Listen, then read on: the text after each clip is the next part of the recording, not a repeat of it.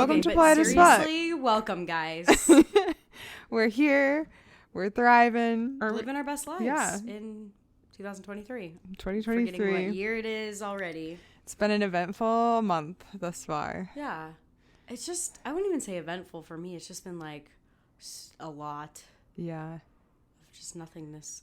It's been a lot of car problems for me. Yeah. And I'm not about it. Another check engine light. I can't. I Car mean, problems are the worst. it's They're my own the- fault for owning a car that's like over 20 years old, but What are you supposed to do? How old is I'm my a car? thrifty, frugal gal. I'm just trying to save money. I like that. Instead, I'm spending Well, yeah, all it's my not really money. working now. But anywho, Yeah, I'm trying to even think what's up with me. I don't even think anything's new. Just here. Ready you're to... starting to work at the restaurant again? Oh, yeah. Yay. I mean, you're by the ocean. I know, it There's was nice cute to see the ocean. people that work there. Yep. I think it's like a requirement. I don't think they hire that you have to at least look so, which I'm grateful for, but sometimes I'm like, how am I working here? Because you're a hottie too. Own it. Appreciate it. Own it. Yeah, that's about it. So, what are we talking about today? It's going to be an interesting conversation, but we're talking about creating and establishing a healthy relationship with alcohol and weed. Both personal experiences that we're living through. So we'll just kind of dive into with our own, like, Why do we use it? Yeah, why do you drink? Let me tell you. I never had alcohol until I was 22 years old. Yeah, that's crazy. And even then, like, the first time I ever drank, I threw up because I had no idea. I very quickly learned, like, oh, you can't take that many shots. Yep. And from then, like, I really never drank except on, like, celebratory occasions. Yeah. Like, when it was, like, a big event with all my friends or, like, someone's birthday or something. But I was not, like, I never bought alcohol for my house. And I was in a relationship at the time, and I was like super stressed about work and all these other things. And I feel like, I mean, growing up religious, that wasn't my first thought, Yeah. is to like, oh, I need to Go. turn to alcohol. Yeah. Which is probably good. Yeah. Because neither of your parents drank. No. That's right. Yeah. None of them. Neither of them. None of them. All my parents that I have. I mean, my whole family Yeah. doesn't drink. But it really honestly wasn't until this last year that I drank so much more. And when I was in Europe, like, I don't want to say that my relationship triggered it, Uh-huh. but I do think it added to I'd say that. it. You don't have to, but I will. There were some issues with substance in the relationship, and so I felt like that was being chosen over me Mm-hmm. in a way. And so I think that I let it get the better of my like self-confidence and also just like suppressing the sadness and like dealing with it. And I feel like when my, inhibition, when my like guard is down, I feel like I'm fun when I drink. Or I do stupid things that like entertain, and I don't really care. I don't really feel like embarrassed by it. I'm just like, oh my gosh, wow, I was crazy. So I think that I let alcohol be the only way that I could get to that point. Like over summer, I know that I could still go out and dance because I'd been doing that for years before. Right. But it was like, I was so much more quote unquote confident, and I wasn't thinking about all the sad things that I usually think about during the week. Like I just let loose. So you think like your alcohol is like the summer this year like boosted your confidence? I think it allowed me to not be in my head about the things that I was in my head about. Yeah. And like, I mean, San Diego is a party town. Yeah. Like that is what you do in the summer. Yeah. I'm not saying you can't be sober in San Diego, but will say there's a lot happening that has alcohol. Yeah. And personally, I think it's more fun. Yeah. when you have some in moderation. Yeah. I don't think you need to get blacked out, I don't think you need to take 20,000 shots. Like, I think there's a balance, and that is what I'm trying to develop this year, because I went from like one extreme to the other. Yeah. But that's a little bit of, I guess that's not really like why I think maybe, so. yeah. 'Cause like the relationship. confidence- I agree with all of that. I think more so with myself, my relationship, and the one that I'm trying to create boundaries for and establish a healthy relationship with is definitely more smoking than alcohol. But I think I relate to that as well. I definitely drank when I was like in high school because it was the rebellious thing. And I even smoked in high school too because it was the rebellious thing. But I had like additional activities that I was a part of, like swimming, and like I wanted to do well in school, and then I was in college and still swimming, so I had other things that were prioritized over like this need to like party and smoke. And it wasn't until all of those things were done, like I really started smoking when my last semester of college after swim season was done. And drinking, I feel like I have an okay relationship with it because it's not my favorite. I don't like that feeling of being like complete. It just, I feel so embarrassed like when I throw up or when I'm like, and it comes on so quick. I mean, you've seen, I've been like so good until I am not good. And the line, like I can never balance it out. So I just try not to do that. But our conversation this morning about like the red wine and that stuff, like I definitely drink wine the absolute most. And so I guess I can kind of relate to what you're saying is instead of the confidence, it more so is like weed to me, where I smoke to relax, to calm down, to kind of like use it as a suppressant to not take care of things that I should be taking care of. And so I can kind of relate to that because I think wine at the end of the night does the same thing. Yeah.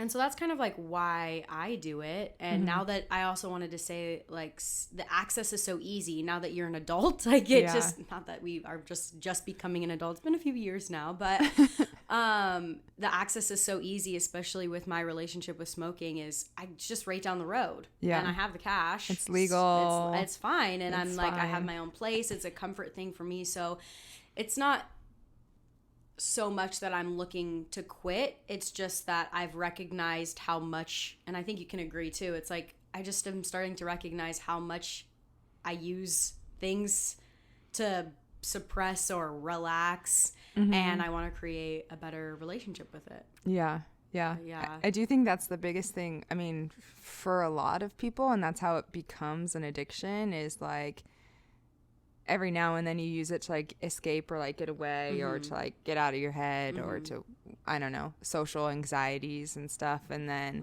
it's like, oh, now I can't get out of that without the substance. Exactly. And then you do it every night, and then you do it all the that's time. yeah, exactly. And then it's not as healthy anymore. So that's always fun. But yeah, no, I think that's because, like, I mean, I still like to go out and have a drink, and it's definitely fun to dance, but I feel more so as, like, I feel very, like, go all the time, that my, like, go-to thing to do is definitely to, like, more relax, and that's why I smoke, whereas, like, drinking is, like, it's not one thing that I'm like, oh, yeah, I can't wait to feel more agitated. I can't wait to do that. Yeah. Is there, I mean, I was going to say like what they consider healthy alcohol use, but I know there's not really a ton of science around weed in terms of like the long-term impacts, or is there? I don't know. I think they're still trying to figure that out. Like I said, it all depends on people. Like there's a large spectrum that I didn't even realize. And I was saying this before, like how you react to it and how much your intake is. Like there are people that have like really negative effects where it just does not work for them. They're more prone to kind of like mental health problems. Like it's just kind of finding this balance. I'm not even sure, like I know on like cannabis products that you get from the dispensary, they have to put kind of like the same thing on tobacco, like can cause cancer or something like that. But from like my point of view and the things that I've looked at, like there's not a lot of like negative consequences to THC. I mean, so it's still a drug though, so it comes with like these things, and then it does like skewer your brain either for like the good, because people do it like for mental health reasons, but it can go either way. Do they say, I mean, because it is dependent on person, is there like a generalized like you shouldn't smoke more than twice a day or like something like that? I have no idea. I feel like I've met all sorts of people that just like don't smoke at all, just like every once in a while, like at a party, all the way to like all day, every day. It's what they do. They either have like a pen, and they're all like different types of people. Yeah. Whereas I feel like once you meet like an alcoholic or someone who can only be who they are, you know what I mean? Like, I think that there's a little bit of a difference, but I think it just makes it harder because how do you get a healthy relationship with it if it's just such a spectrum? It's like you really got to know yourself. Yeah. But now we're skewing too far. We'll talk about that. I mean, according to this is the longest thing ever, the National Institute on Alcohol Abuse and Alcoholism. Wow. Yeah. The NIAAA. That can't be real. It is. That's a thing. And they say, obviously, alcohol in moderation is like 1 to 0, 0 to 1 glasses of whatever you're drinking. But like what's considered healthy alcohol use for men and women is different because our bodies are different. Is for men, they say no more than 4 drinks a day and no more than 14 a week, which I feel like is a lot. I know. Honestly. And for women, it's no more than 3 a day and no more than 7 a week. Bitches. Which I do think, like, for personally, when I drink, it's usually on the weekends. So a total and it'd of be 7 like drinks? Friday, Saturday. Well, they say you shouldn't have more than 3 in a day. I think that's the caveat. Is like you can't like combine them all. No, because that gets into binge drinking, which God. is the next thing. And according to this NIAAA.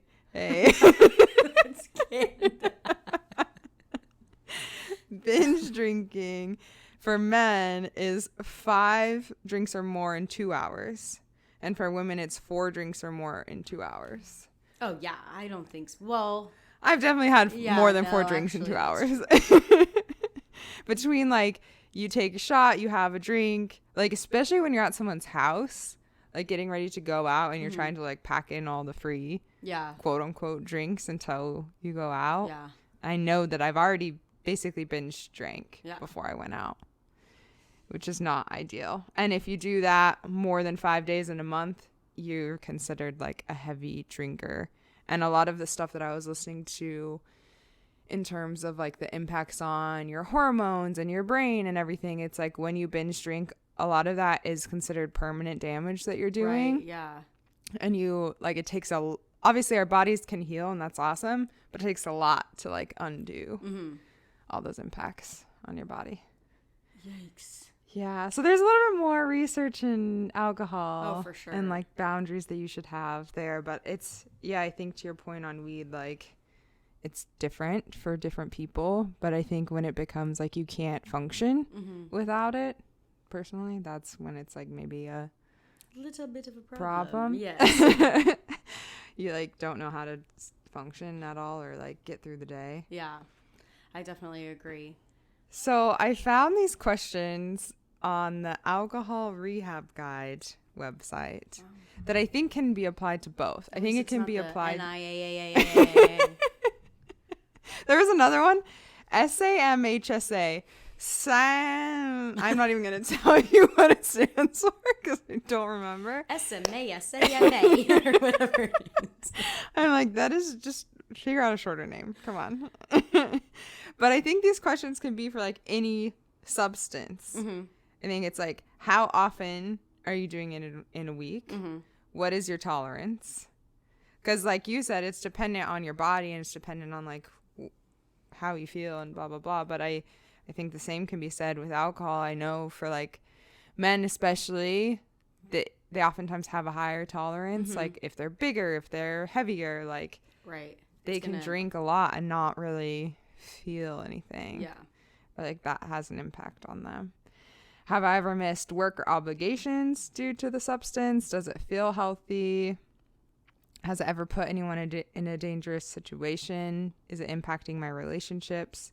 Do I have withdrawal symptoms? Has anyone ever pointed out my habits of like using that substance? Any persistent health problems from it? Do I usually do it anytime I go out? This one is like, do I sometimes drink more than I plan to? Do I ever crave it? So to me, I think these are really good questions to ask if you like think that you might have an unhealthy relationship with something. Right. No, absolutely. Because then you can gauge yourself and kind of like, there's no right or wrong answer to them, but even just like reading those like and sitting with them of like, okay, well, this makes me a little uncomfortable. It's because, you know, you have to be honest with yourself as what is your usage. I think just like a side note, and we didn't mention this at the beginning, but I just think like kind of going back, this is an important conversation for me because being our age, like mid-20s, I'm still gonna say it.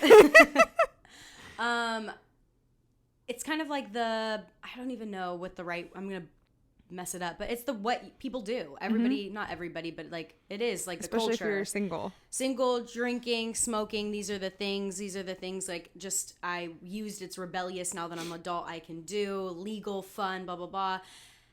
And now I'm like at the point where it's like, okay, but what is the boundary? Like, what is the goal here? Because now I feel like a little bit more of an adult, and I want to create like.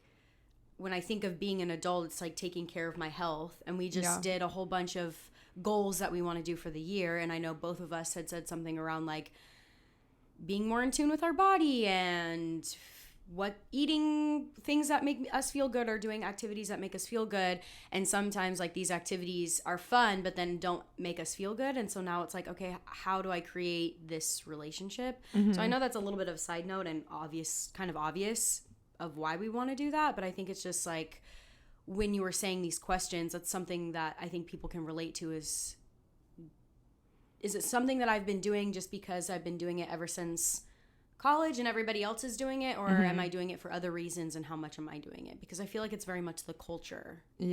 Both drinking and smoking. And I think going off of that, like, it shouldn't be a reflection and like a shaming session on yourself. Oh yeah, no, absolutely not. Like, not like, damn it, like, yes, I do all of these things, or like, yes, I like drink because of all of these reasons. It's like more just being aware so that you can form healthier habits because you love yourself and you want to take care of yourself, not because you are shaming yourself. Yeah, absolutely. Which is why we want to talk about it. Yeah. Mine are very, very similar. Mine weren't exactly questions, but just to tie in a little bit on mine, I specifically found an article that was kind of around weed, not so much alcohol. And it was just kind of like things to note, unhealthy signs of whether or not you have like an unhealthy relationship with smoking. High tolerance was the first one. So just that's kind of goes to the questions with what you were saying is how much, how often.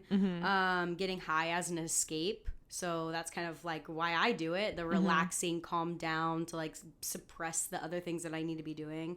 And then if you have a withdrawal, if you're not doing it, which I think kind of goes into those questions as well. So they're kind of hand in hand. And I like what you said is those questions can be used for any substance. Yeah.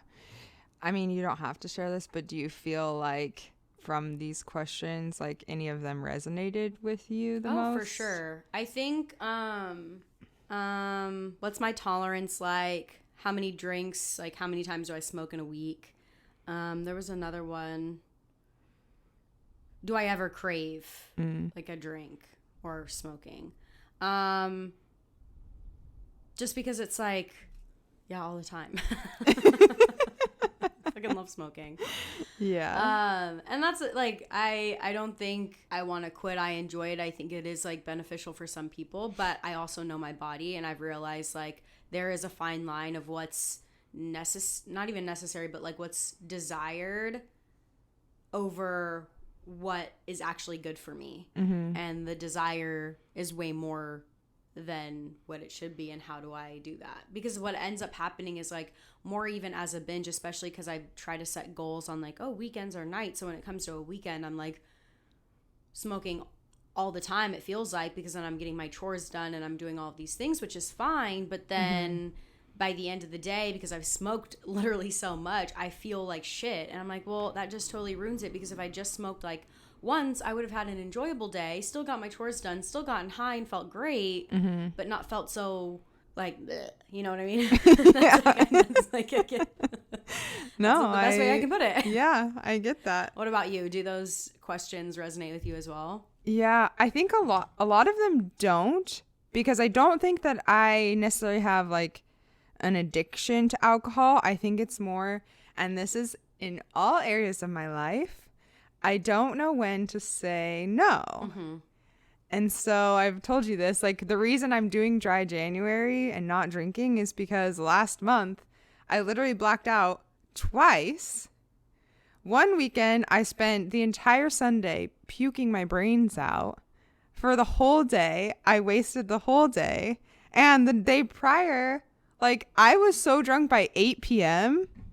I think we got home at like 10. Yeah. And went to bed, and the entire next day was just a waste. And I felt so awful, like throwing up to the point where I was like, the blood vessels in my eyes are going to burst. There's nothing left in me to come out, and I just can't stop. Yep. And then the next weekend, what do? We go out, and we get invited to a random birthday party. Yeah. And instead of like going home, which I'm pretty sure was the plan, that we weren't, because we had to drive. This was the We day had to before drive. we were. This was the day before we drove home for the holiday break. We're like, okay, we're gonna go to this boat birthday party and then be done. And then yeah, we and then we weren't done. made friends, and then we went to PB, which is just always a nightmare. And then I'm literally a random German girl. Like kept giving me her drink, and I kept drinking it, and it wasn't even good. No. And I'm like, why am I doing this, Erica? Like, in my mind, even at the time, I was like, I don't want this. But she was friendly, and we were dancing, and I was like, sure. And that to me, like, when I was driving the next day, I was like, I cannot keep doing this. Mm-hmm. And not that it is like that has been for years that I've been doing that. Literally, it's just been the last, like, I don't know, like 9 months that has kind of started to increase. But I don't want it to become a problem more. Yeah. Because when the question of like, do I usually drink more than I plan to? Yeah.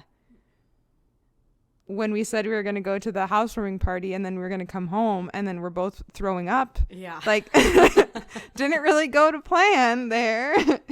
I don't think I have a high tolerance, but like, and I've never missed work, but I've missed plans that I've set with myself. Yeah. Things that I've wanted to do that then I don't do. Yeah. Same. And then I'm stressed out. Yeah. Because I didn't do the things that I wanted to do, which is like stupid. Yeah. Just like decided that there's so many things that I'm in charge of when it comes to my body and the way and what I put into it, including like alcohol or smoking or whatever it is up to me and my choice. Mm-hmm. And so even now, just doing this episode and looking at some of the tips and tricks, like this is important and worth doing because I know it's going to make me feel better. Mm-hmm. Because there's a way to find that line. And sometimes like as far as alcohol, like in my family, like I definitely, our family has a little bit of an alcohol problem. So I have never really been like interested in that side, especially because like it makes men scary and I don't like that. Mm-hmm. And so I think like, but smoking, especially like with the women in my family, like has been such it's like our family, like it sounds so dumb, but it's like a way of bonding when we're like all outside and like it's like the cigars that men do outside or in their like studies or whatever. And so I think that's what I grew up seeing, and now I'm like, that's kind of the path that I'm following. And so just taking a look at your past too, to see how your family has dealt with those relationships and how to quote unquote like break the cycle before it becomes an issue. Yeah. Like I don't want to be dependent on it or have it like suffer or miss work or continue some of these behaviors that might get worse and worse. So it's like, what little steps can I do now in order to have a healthy relationship, to still enjoy myself and be a part of this like culture or whatever, or feel good. It's like not that you want to go out and have a drink at the bar and dance, but maybe not taking a drink for someone else or like coming home and having a, smoking, but not like excessively or needing to do it all the time or what have you. So Yeah. I think that's like just a important note. Yeah. And I did want to add one quick thing with the like science piece, at least of alcohol, because I Yeah. was really like, I was listening to this podcast episode that I'm blanking on what it was called. It was the Healthier Together podcast, and it's like the health effects of alcohol, hormones, and brain health. And I think especially for women, fortunately or unfortunately, however you want to view it, like we can produce life. We have cycles. I think I don't know too much about it, but I know like even exercise and the type of exercise that you do is kind of, there's like best exercises that you should do depending on your cycle. Right. Like the same thing with drinking. Not that there's like a best time to drink, but like you can have greater impacts on your hormones and like what your body is producing when you're drinking in certain times of your cycle. Interesting. Yeah. And I would recommend listening to it because I'm not even going to attempt to like explain what they're talking about because I'm not a doctor and I don't know. But it was just like talking about all these different hormones and like what your body is trying to produce when and for what. And like when you're drinking, especially every day, you're messing up your cycle. Yeah. And for myself, like, yeah, we want to be more in tune with our bodies this year. That's like a goal that we have. One thing I'm considering is getting my IUD out because I haven't had my period in years, which has been great. But also I know that's not good for me. But then like if I'm basically just still doing harm to my body with like drinking, then really what is the point? I might as well just keep my IUD in and not worry about it at all. Yeah. But there's been a lot of studies around alcohol and breast cancer. And then, which is like, like when you're drinking, even in moderation, I would say more on the high end of moderate and like heavy alcohol use, there's a greater likelihood of you developing breast cancer. And then also the study of like red wine, which is, they call it the French paradox that came out in like the 80s. Yeah. And I think a lot of people in the US are like, well, people in Europe drink all the time. Yes. People in Europe also walk everywhere. Yep. They have a very different lifestyle. Their food is way better for them and fresher than what we're eating. So you cannot say that because they drink alcohol, we can drink alcohol and have the same health. Yeah, same health. Yeah. Like we're so sedentary here. But anyway, because like the French say like, oh yeah, healthy heart, when really there is no science that proves that. Yeah. It's all these other aspects of their lifestyle. The US has just like used this in marketing for women as like healthy your heart and drink your red wine and you'll be healthier. It's like, no, actually you have to do all the other things that they do too. Yep. So I don't think that's a justification. Darn. Because red wine's my favorite. Yeah. But they say the healthiest is the white or the clear. The clear Yeah, alcohol. they were saying in this podcast the healthiest alcohol for you is basically just like clear liquor. Yeah. And without any sugar. So you're not like, it's not a mixed drink. It's like a tequila soda with soda water, not actual soda. And yeah, it's like clear liquor, alcohol, and then wine. Because of that sugar that's in wine, it's just like a double whammy of bad. Yep. Unfortunately. But yeah, science aside, feeling is I think the biggest thing. How you're feeling. How do you want to feel? Yeah. And so some tips to help you feel better, to help you kind of establish this healthy relationship. Mm-hmm. So I can start, which I think maybe you have on yours as well, but this was just kind of ones that I related to with I got my dogs. I don't understand. Related to smoking, and the first one was breaks and days off.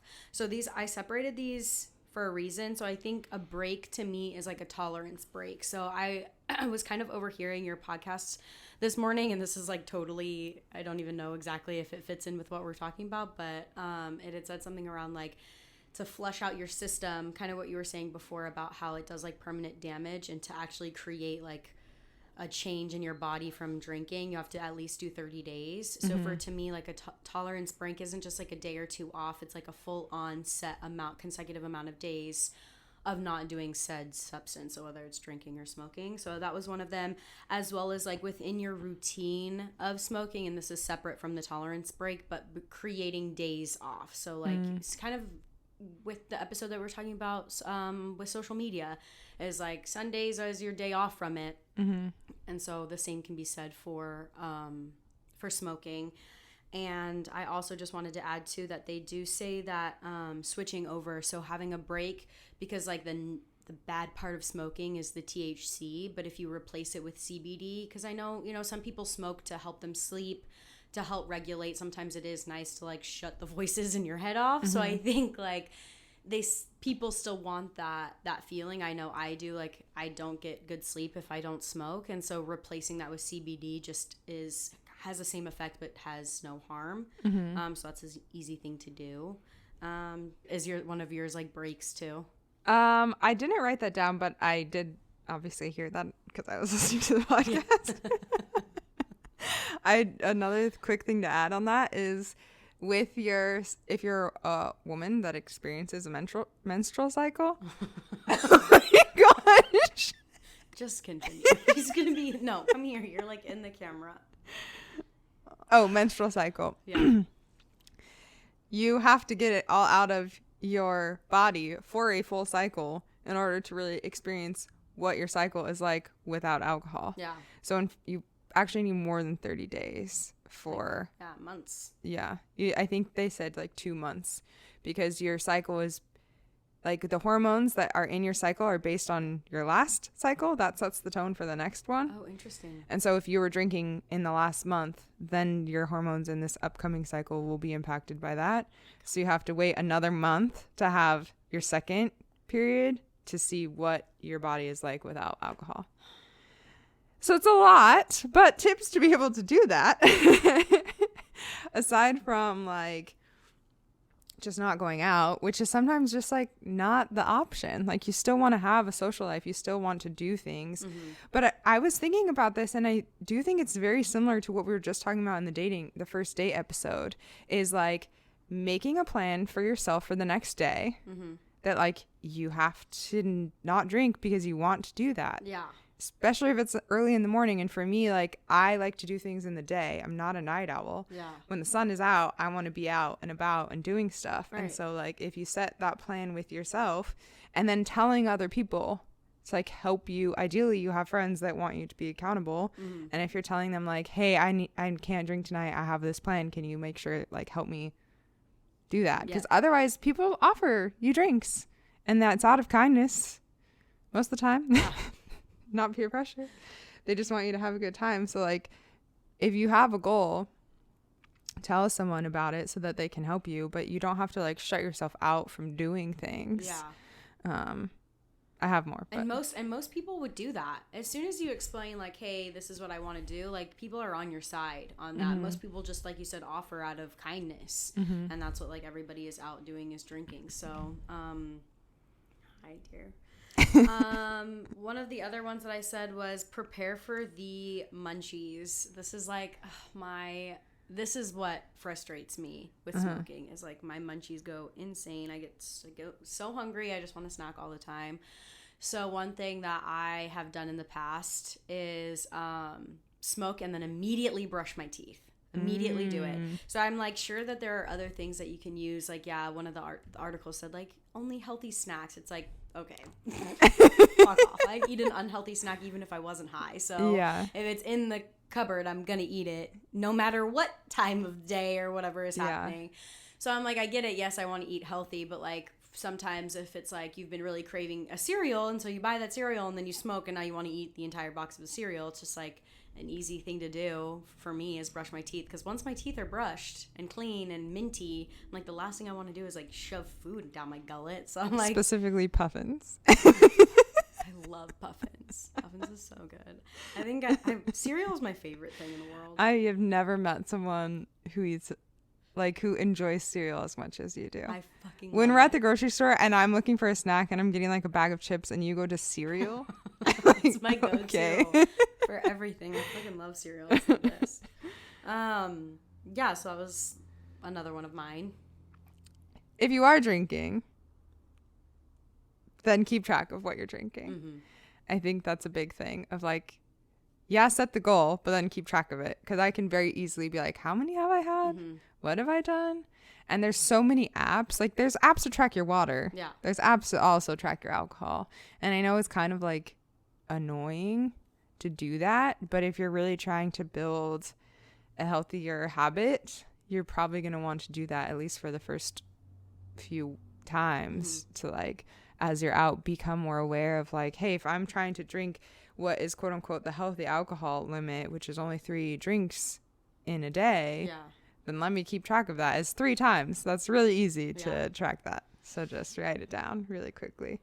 And then off of that, knowing what an actual like is considered an actual drink. And so one standard 12-ounce beer, 5% alcohol, is one drink. And a 5-ounce glass of wine, no more than 12%, is a drink.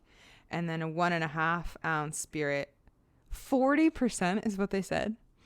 Is that what is it? Is tequila 40% alcohol? I'm pretty sure. The thought of that makes me want to vomit. That is so I don't high. know if it's that much. I'm like guessing so because you get so fucked up. People have like 2 tequila shots are on like the ground. Yeah. Yeah, I I don't know can who those people contest. are, but no, we 2. Well, the binge drinking. No. 2 tequila shots intermixed with all the other things I have. I was going to say too, just when you were talking about like writing your drinks down or counting your drinks, I'm like, I've never had such good memory than like recounting the amount of drinks I had the previous night. I'm like, first we started off with a can, and then it was 2 shots at the club, and then I had that grapefruit thing, and then it was the wine, and then this. So that's the humor side of that. That's how I keep track. Yeah. And then I'm just astounded. In the moment, honestly, I'm like, it's not even been that much. The next day, I'm like, holy cow. Yeah. That is Quite crazy. a bit, yeah. But the tip in this was to avoid like topping off drinks, especially if you're at a restaurant. So like if you're half full and then they come and like pour you more, it's really easy to lose track of how much you've actually drank because they keep topping you off. So like wait until it's actually empty before you get more. Gotcha. Is the tip. That's smart. It is. It's an easy thing to do. Mm-hmm. One of the other ones, which I liked because it was saying that this one article did a study. It's called like nature.com, and they said that 70% of people who smoke weed enjoy being active while high. I'm like, that's so I love smoking and doing some sort of exercise. Wow, exercise. I knew it was gonna have to happen at some point. Doing some sort of exercise while you're stoned, like use that to your advantage. Like go out and plan something, like you want to smoke but you don't want to eat, or sit at home and just watch TV, like smoke and then go on a walk, which is my favorite thing to do. Or like a hike or something like that. So I think using that to your benefit will help you keep track and kind of set like a healthy relationship with it. Okay. The last few, and then like I think we can talk about like the habits or the things that we want to do and goals and blah blah blah. But active was one of them, and I do like when I'm dancing, I'm not drinking as much as when I'm like pre-gaming or sitting or something, because it's like, what else are we gonna do? Let's drink. Yeah. When I'm moving around, when you're doing something, you're not trying to like take a shot of alcohol. Yeah. That's not fun. But then also like knowing your no, and that is a big one for me, is like, what is my limit? Can I actually say no? Do I have like a strong enough boundary with myself to be able to like do that? And I think that for me is going to be the biggest differentiator in building a healthier relationship with drinking, because like I said, I wasn't really drinking at all before last year. I mean, on rare occasions. And it was when like an event was happening, I wasn't trying to like seek that out. Whereas I feel like last year it was like, I want to go out all the time. Yeah. I think for me, knowing my no is one of the harder ones, because it like falls under everything. Like being able to create these boundaries is the hardest part. And for me, like one of the examples I wrote down for that one was not smoking before like social settings, like social gatherings. So like not necessarily like, yeah, going out to like a party, that's fine, but I mean like if we're doing something like a girls brunch or like a social outing with like, you know what I mean, that's not professional, but you know what I'm trying to say, like not the party scene. I cannot smoke beforehand, or I just won't enjoy myself, because I just like close up. I don't want to talk, and I'm not putting myself out there because I'm just like relaxed. And that's like one of the boundaries, because it's like in my mind I'm like, oh, we're going out and I know that I'll enjoy myself and like enjoy the sunshine and yada yada, like I build it up, and then I'm out and I'm like having to like talk to people and I'm like, oh my god, I can't even talk right now. So that's the harder one for me. And that's even boundaries, like one of the main reasons why I want to have a better relationship with smoking is to create like a better physical and mental health, and like one of them is the munchies. And so it's like creating these boundaries so that I'm not doing those things that make me feel not good after or later. Yeah, I do think it goes back to the questions in the beginning of like, how do you want to feel? And like, are these things that you're doing helping you to feel that way? And it's not to be like all or nothing. Like, I don't, no shade to people who are sober. I was that way for most of my life. I think right now in this phase of my life, I'm not trying to never drink. Yeah, same. Like, I don't want to. I don't want to, but I don't want to be binge drinking every weekend. Exactly. Or feeling god awful every single night or weekend or whatever. Yeah. Yeah. So more just like knowing how you want to feel, knowing what your goals are, and then building habits around that. That was one of mine too, is trust your intuition. And at first I was more of like when you're in the moment, but I guess that could be said too, is like trust your intuition right now. Like when you're sitting down thinking about it, like I'm thinking about it. Obviously it's on my mind because we wanted to do this episode. So that's a reason why I want to establish these relationships. It's on my mind. I'm like feeling some type of way about it. So this is what needs to happen, or what I want to do. Yeah.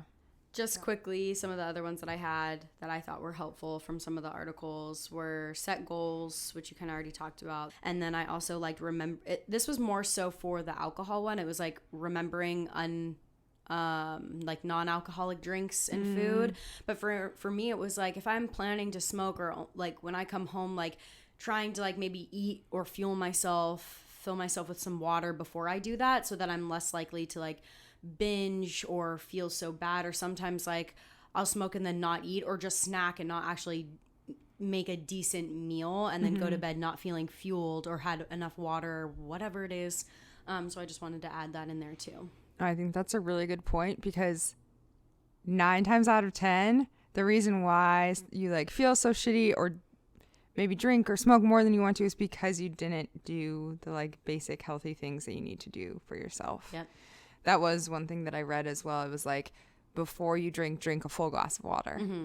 And like when you're out, make sure you're also obviously drinking water. I think that's easier said than done sometimes, but like consciously making an effort of like alternating or what have you. Or like when you get back, like making sure you drink a glass of water before you go to bed, making sure you eat. I mean, that was why I was throwing up so much, was because I didn't eat anything. Yeah. And then drank so much and didn't have any water. Like all like basic things.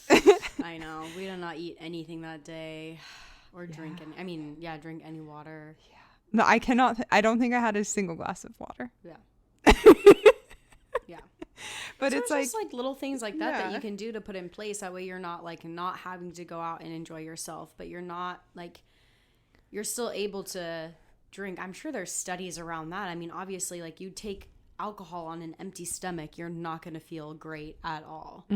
Whereas like if you have something to eat and some water, you'll still be able to drink, but you won't feel crappy. You'll still be able to have fun, not feel so bad about yourself or in yourself. Yeah.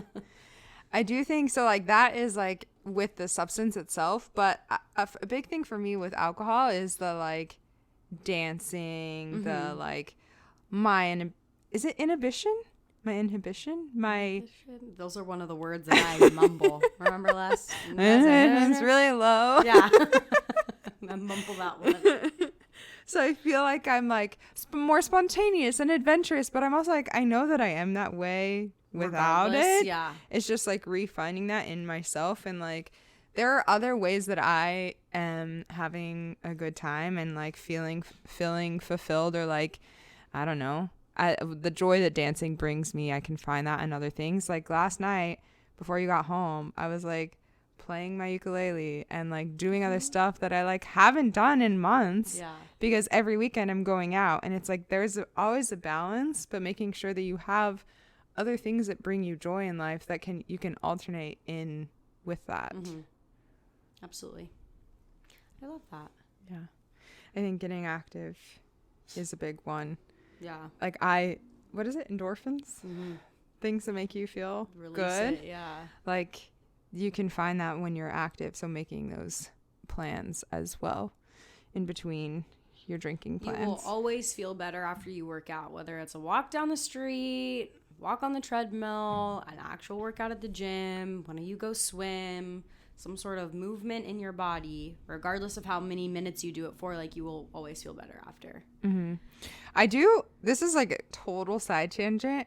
Like this month, especially because I haven't been drinking. I feel like we haven't really been going out. Mm-hmm. Like it is really easy for me to still get in a hole when I'm like watching TV all day or like not moving all day. But I feel like when you and I do it together, it's like, okay, let's watch one more episode and then go like make dinner and do something else. It's like when I don't have that accountability, I can watch it for hours and not eat or just like eat snacks, and then I feel shitty, and then I like the whole day is wasted.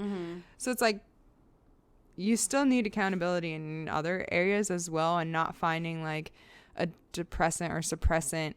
Replacing it with something Replacing else. it. Yeah. 100%. Yeah. Yeah. Oh my God. Girl, stop. No, I totally agree with that because, yeah, TV, anything that's going to create that same feeling that drinking or smoking, you know, you can replace it with anything, and then you have to build these habits, like set goals and boundaries and yada, yada, yada. Same with like TV is one of my outlets of like zoning out too. And so these kind of same things can be established in that aspect. Yeah. Do you want to share what your goal is? Do you have a goal? I feel like I just go through waves. I think it just kind of depends on like how I'm feeling. I definitely smoke more when I feel like I'm dealing with a lot more like mentally. And then I can kind of tell when I'm feeling better or quote unquote like out of my hole, when like my smoking doesn't become like the one thing on my brain. I start doing like other things. And so that's why I think it's kind of important to have these like little things that you can do for anybody that kind of is in the same position that I'm in, where you're smoking more, drinking more when you're having like a harder time. So it's like if I can't help my hard times, like those are going to come and go all the time. That's going to be life. So if I can do these little things when it's really, really hard, like just fueling myself or understanding, like brushing my teeth, doing these little things, like it's not saying no to the smoking, but it's helping keep these habits. In with what you were saying about what my goals are. What? I thought that was all good. Thanks. I'm just like finally coming to your question that you asked me. Is I think when I like, no matter what period of life that I'm in, no matter how much I'm smoking, limit my smoking to like evenings and weekends, just because I have to get shit done. And sometimes I won't if I smoke. Sometimes I really can get things done, but because that's like just depends on my mood. The one thing that I can do is set those boundaries, and those would be the times, as well as just like the one that I said is like trusting your intuition and just the knowing my no of like why I'm smoking. Like if something happening right now that I need to like deal with that I don't feel like dealing with because it's just like too hard and I don't have enough mental capacity to deal with it, am I like using this to like suppress or deflect? And so just being like cognizant in that. And also like one thing that was in these articles that I didn't write down but like I think is important is what was it, like replacing it with something else. And so with drinking it's a little different, but like for me, smoking, it's like I'm having a really hard day, all I want to do is smoke, I'm feeling so frustrated, all of these things happening, I just want to smoke. It's like, okay, let me just journal first, because I enjoy journaling. It's one thing that helps me, especially if I'm like not feeling too great. Journal first, fuel myself, and then smoke. It's not like I've said no. It's not like I'm saying, I'm telling myself like, oh, you can't smoke at all because of this crazy day, or remember these boundaries. It's like, replace it, because then you're not smoking to feel like shitty about yourself, or to replace it, you've dealt with your issues. And most of the time, like journaling sometimes takes me fucking forever, but by the time I'm done, I'm like, I'm ready to go to bed anyways, take a shower and call it a day. So those are kind of my goals, especially for right now, because I am smoking more now than I was a few months ago, and I took a little bit of a breaky poo. My breaky poo is done now. So I think those are just kind of what I can relate to right now. Those are good. Yeah. I will help you however you want me to help you with that. What are your goals? I think that saying no just to say no is something that I can easily practice with alcohol, and that I think will help in other areas of my life as well. Like just practicing declining something from someone. If that makes sense. Yeah. Like when we're out, I want to have said no at least once. Even if I haven't had whatever my 3-drink healthy limit. Yeah. Like have a drink, maybe decline the next, have another one, whatever type of thing. Just to, like, I think that's just something I need to practice. That's just like a muscle I need to build, because it's very underdeveloped. Good visual. I do want to actually keep track when I go out of like how much I'm drinking. Also, I don't like the taste of alcohol. Me either. Like it's not something that I'm like. Wine is delicious, but like alcohol, I can't even think about it. That's why I take shots, because I'm like, get it done and gone. Yeah. Which is like, I don't know. Actually, no, there are some drinks. That one drink from your sister. Yeah, okay. I love that. But yeah, as far as cocktails, like actual, yeah. But even sometimes still, like some cocktails are just. Blech. But I say that because like when there's happy hours during the week, or like book club or something at someone's house, I want to have an alternative option. Like bring my own kombucha or something, like non-alcoholic option, because it's really only just a social drinking thing. It's not like I really want alcohol, you know? Oh, it's more just like a bonding thing. Yeah. So I want to have alternative options when I go to places or things like that, so that when I do go to like the club or someone's birthday party or something, it's like that is my time to drink and enjoy it, instead of like 4 days during the week, you know? Not that I'm having that many social outings, but where are you going? No, I think that's really good. That's a good thing to know. That's something that I'm actually gonna start doing too, just to build that healthier relationship with alcohol. Because sometimes like I just think about when you're hanging out with people and it's there and everybody's drinking it because it's part of like the cheese board or whatever, and everybody's out, or the happy hour, it's only $5. And you don't want to drink water. And you don't want to drink water. That's disgusting. So it's fucking gross. No. Or out and the drink is only $5. You're like, fuck it, why not? I want that. I want to try it. And so being able to have like another option. It just sucks because I don't really like soda. So I feel like my only other drink option is like milk or a cocktail. Milk? Oh my God. If you were drinking a glass of milk, I would replace it with wine. I would say, sorry, you have to drink alcohol today.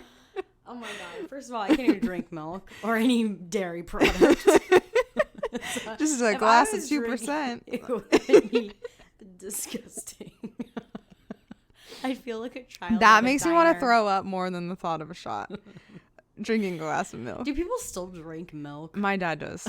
My dad drinks a glass of milk all the time. He comes home and makes like, or at least he did, make like chocolate milk with like the Hershey syrup. And like, I'm like, No, please. Just yeah. So there's other things besides milk that you can drink. And they have like Athletic Brewing is like non-alcoholic beer. You don't really like beer though, do you? No. Yeah, but I think they have non-alcoholic options, like all replacements for the same type of alcohol. Yeah, I think for me it's more so of like I really enjoy going out and getting like the full dining like experience. So if like I'm out and that's what I'm there for, that's great, that's the time to order it. But if I'm like ordering out or going out on a weekday where it's just like the restaurant down the road, that's not the time for me to order like a wine or anything like that, because like it's, you know, it's you're just your regular daily, you know, place that we go, or you know, whatever it is. It's not necessarily that I need to try every cocktail on their menu.